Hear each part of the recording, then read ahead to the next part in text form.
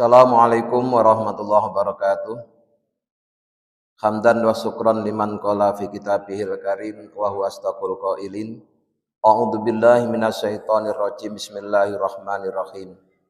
Wasbir nafsaka ma'al ladina yad'una rabbahum bil ghadati wal 'ashiyyi yuriduna wajhahu wa la ta'du 'ainaka anhum. Shadaqallahul azim, amma ba'du. Hadirin ma'asyiral muslimin hafizakumullah. Sore ini kajian kitab hadis Riyadhus Shalihin telah sampai pada bab keutamaan orang-orang Islam yang lemah, fuqara dan hamilin. Allah berfirman, wasbir nafsaka. Wasbir dan sabarkanlah nafsaka dirimu. Mu yang dimaksud adalah Nabi Muhammad. Bersabar ma'alladina bersama orang-orang yad'una yang selalu memohon kepada Rabbahum Tuhan mereka. Mereka selalu mohon kepada Tuhannya bil ghadati di waktu pagi, wal asyiyi dan di waktu sore. Yuriduna, mereka dalam bermohon itu mengharapkan wajhahu, ridhonya Allah. Wala ta'du dan jangan palingkan ainaka, pandanganmu, anhum dari mereka. Hadirin ma'asyiral muslimin hafizakumullah. Dalam Al-Qur'an maupun hadis itu ada beberapa ayat atau beberapa hadis yang menjelaskan tentang keutamaan orang Islam yang lemah. Lemah tapi utama. Atau juga menjelaskan tentang keutamaan orang-orang fakir. Nah, yang demikian ini perlu dijelaskan agar tidak timbul salah paham bahwa orang Islam yang lemah, orang fakir dianggap satu keutamaan jika dia adalah orang yang beriman. Imannya itulah yang menjadikan dia menjadi orang yang utama. Walaupun secara sosial dia orang miskin, secara sosial dia orang fakir, tapi karena dia punya iman, maka dia masih memiliki keutamaan. Diletak keutamaannya itu bukan pada fakirnya atau miskinnya, tapi pada iman yang ada dalam hati mereka. Karena kebaikan yang didapatkan oleh orang yang fakir itu hanya untuk dirinya sendiri. Kemuliaan yang didapatkan orang fakir itu hanya untuk dirinya sendiri. Berbeda dengan kemuliaan yang dimiliki oleh orang yang kaya. Itu tidak hanya untuk dirinya sendiri tapi untuk orang banyak. Dan tentu memberi manfaat pada orang banyak itu lebih baik daripada memberi manfaat pada diri sendiri. Namun memang kenyataannya dari dulu hingga sekarang dan seterusnya, namanya manusia hidup di dunia itu ada yang kaya, ada yang fakir, ada yang kuat, ada yang lemah. Itu selalu ada. Tidak akan terjadi misalnya kaya semua, itu nggak akan terjadi. Kecuali nanti kalau sudah mau kiamat, itu baru akan ada semua orang itu kaya. Sehingga sampai saat itu ketika kita mau membayar zakat itu tidak ada yang mau menerima. Selalu jawabannya, seandainya diberikan kemarin masih aku terima, tapi hari ini sudah tidak aku terima karena aku sudah jadi orang kaya. Itu adanya hanya nanti pada saat menjelang kiamat. Kalau sekarang, bagaimanapun upaya orang untuk mengentaskan kemiskinan, tetap saja di muka bumi ini ada orang yang miskin. Ada yang kaya, ada yang miskin, ada yang kuat, ada yang lemah. Nah, Islam mengajarkan bahwa ketika kita sudah jadi orang Islam, itu apapun status sosial kita menjadi mulia. Ketika kaya bisa mulia dengan kekayaannya, ketika miskin atau fakir pun tetap bisa mulia dengan iman yang dimilikinya. Ya. Jadi sekali lagi, walaupun dalam Al-Quran maupun hadis banyak disinggung tentang kemuliaan orang-orang fakir, tapi bukan berarti menganjurkan kepada kita untuk jadi orang fakir. Karena tidak usah dianjurkan aja sudah banyak yang fakir. Tapi maksud dari ayat Quran dan hadis tadi adalah untuk memberikan kabar gembira kepada orang-orang yang ditakdirkan fakir, walaupun secara sosial dia fakir, tapi kalau dia punya iman, dia masih punya kemuliaan. Jadi mulianya bukan karena fakirnya, tapi karena imannya.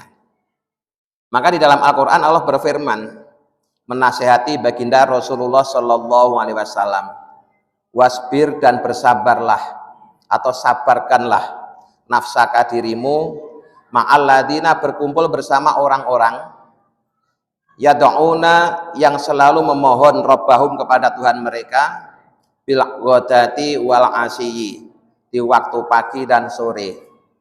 Ini nasihat Allah kepada Nabi Muhammad bahwa ketika Nabi Muhammad awal-awal menyebarkan agama Islam, itu yang tertarik untuk masuk Islam itu justru adalah dari kalangan orang-orang fakir, dari kalangan orang-orang yang lemah, dari golongan para budak.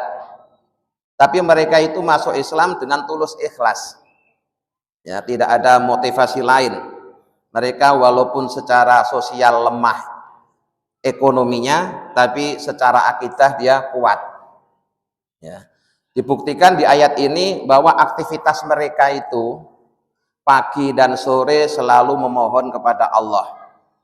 Nah, berdoa atau memohon itu ada 3 tingkatan, Pak. Ya. Berdoa atau memohon itu ada 3 tingkatan. Tingkatan pertama, tingkatannya orang awam, berdoa itu adalah maknanya meminta. Sehingga ukuran keberhasilan mereka adalah apabila yang diminta itu diberikan. Kalau mereka meminta kemudian belum dikabulkan, mereka menganggap permintaannya gagal. Ini pengertian berdoa untuk orang awam, orang yang belum berilmu. Sementara untuk golongan yang kedua, ini sudah naik, yaitu golongan khawas. Dia meminta kepada Allah itu adalah untuk menunjukkan kalau dirinya itu hambanya Allah. Jadi untuk membuktikan kalau dirinya itu hambanya Allah, maka dalam segala hal dia selalu meminta kepada Allah. Tapi orientasinya bukan terkabulnya permintaan. Yang dituju adalah supaya tampak kalau dirinya itu hambanya Allah.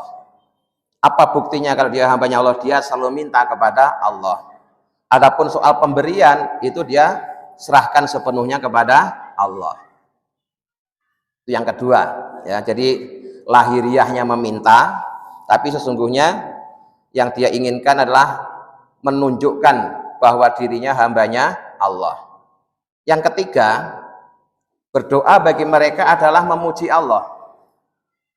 Sehingga kalau dia disuruh berdoa, itu kalimat yang diucapkan bukan permintaan, tapi isinya itulah memuji-muji keagungan Allah, memuji-muji kebesaran Allah, memuji-muji sifat baiknya Allah. Sehingga dia sudah nggak berpikir apakah permintaannya itu dikabulkan atau tidak. Bukan itu tujuannya. Dengan berdoa ada kesempatan untuk memuji-muji Allah. Makanya Nabi bersabda, afdhalud doa alhamdulillah. Sebaik-baik doa itu adalah alhamdulillah.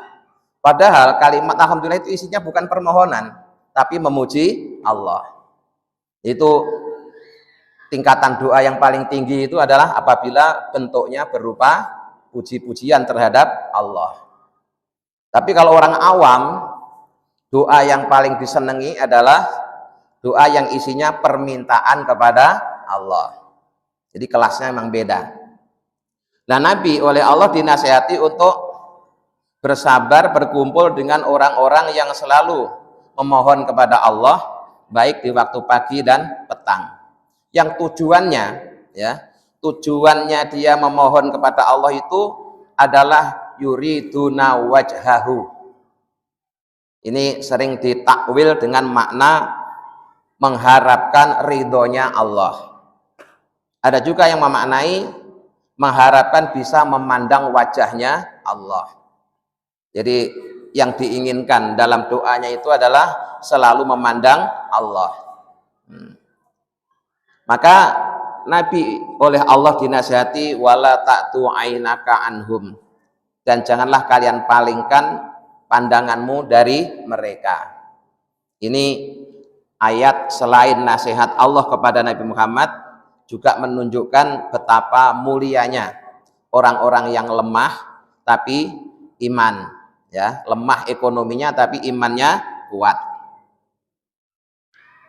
Kemudian hadis yang pertama, wa an Harisah bin Wahbin, diriwayatkan dari Harisah bin Wahab radhiyallahu anhu, semoga Allah meridhoinya.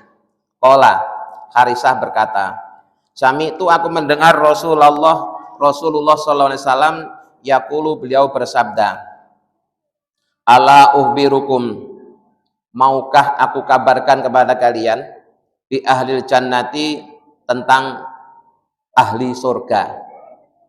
Di kata Harisah, dia mendengar Rasulullah bersabda, mau enggak aku kasih tahu kepada kalian tentang calon-calon ahli surga. Tentu saja para sahabat kemudian menjawab, mau ya Rasul. Maka kemudian Rasulullah menjelaskan bahwa yang termasuk ahli surga itu adalah kullu dhaifin, setiap orang yang lemah secara ekonomi tapi kuat secara akidah.